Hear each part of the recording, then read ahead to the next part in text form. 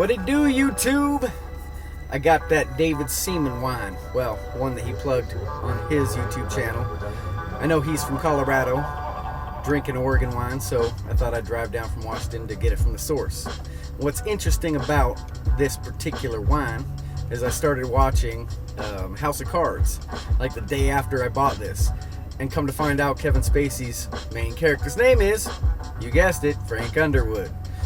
And ironically, when I got stationed here in 1998, my roommate's name was Underwood, and he's from Arizona. So the first person to show me around Seattle is from Arizona, ironically.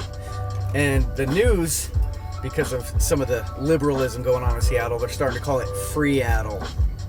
Because all these free handouts and safe zones and injection sites. Like, if you want a safe place to inject your heroin, how about we make that in the police department? We got a special cell for you. I like the way Bone Thugs and Harmony said it best. We smokers only, we smokers only, only. We smokers only, we smokers only, only. You know what I mean? Like, why you gotta mess with all the stuff that's gonna knock your teeth out? Anyways, besides the point. The reason I even mention this and David Seaman is because I agree with most of what David Seaman says, except for his issues on Bitcoin. We all know that Bitcoin is a currency that's predominantly used by the dark web. And what do people do on the dark web? They traffic guns, drugs, and people! So, David Seaman, who wants to free the slaves in the human trafficking industry, why would you want to have us switch to a currency that is used to traffic human beings? People use Bitcoin because it's not traceable. And that's why they use Bitcoin to traffic human beings. But yet David Seaman, and I love that he's standing up for people. But everybody, Alex Jones, is he a shill? Is David Seaman a shill? We can't even trust who is real and who isn't. I feel like David Seaman is genuine. Having said that, he could be misguided. He's a journalist. Does he not know about the dark web? Does he not know what goes on in the dark web? If he does, then why would he promote a currency that's used in that domain, in that, well, it's a dark web for a reason. I just been wanting to get that off my chest. One of my recent subscribers said, "Sounds like you know what time it is." I've subscribed. Shame the devil. Something like that. Anyways, I don't want to quote him exactly. Didn't memorize it.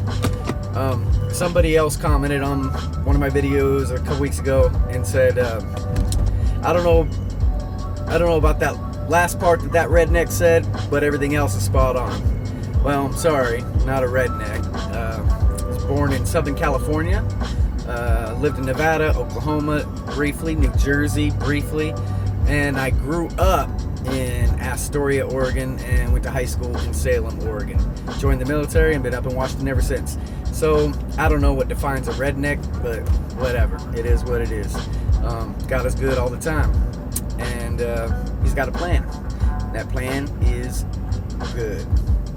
So, everybody, just love everybody, because the only way to extinguish hate is with love.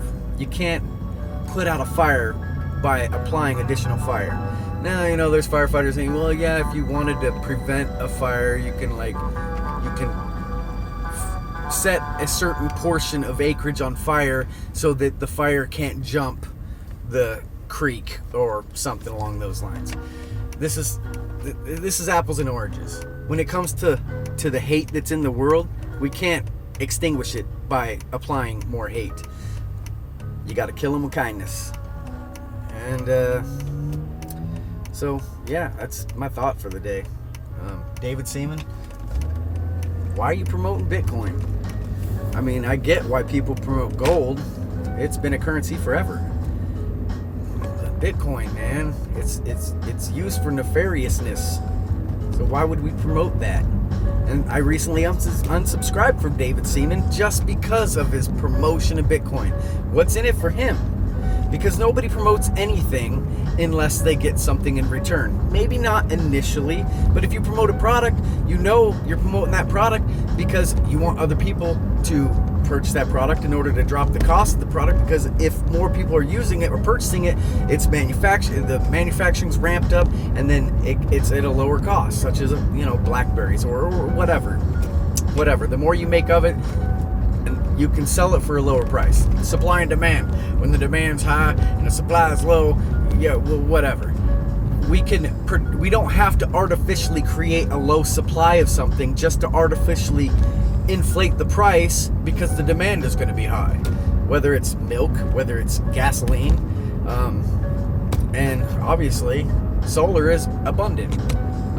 Tiny home movement. Not sure if any of you have been checking out the tiny home movement, but I think it's going to have an impact on the housing market eventually, and there is a bubble that's going to be bursting here shortly. But in the meantime, I think I'm just going to consider downsizing and build something that's more self-sustaining. And I encourage you all just to check out the tiny house movement if you haven't, and just see the cool designs that are out there, because really you can just cram a whole bunch of modern upgrades into a smaller space. Everything you want, build it to your specifications. And if you can't build it, but you can design it, then have somebody else build it. If that's the case, obviously I could have somebody else build it, but you know what they say, if you want something done right, you got to do it yourself. Take care, you two. Keep looking up, and God bless all of you.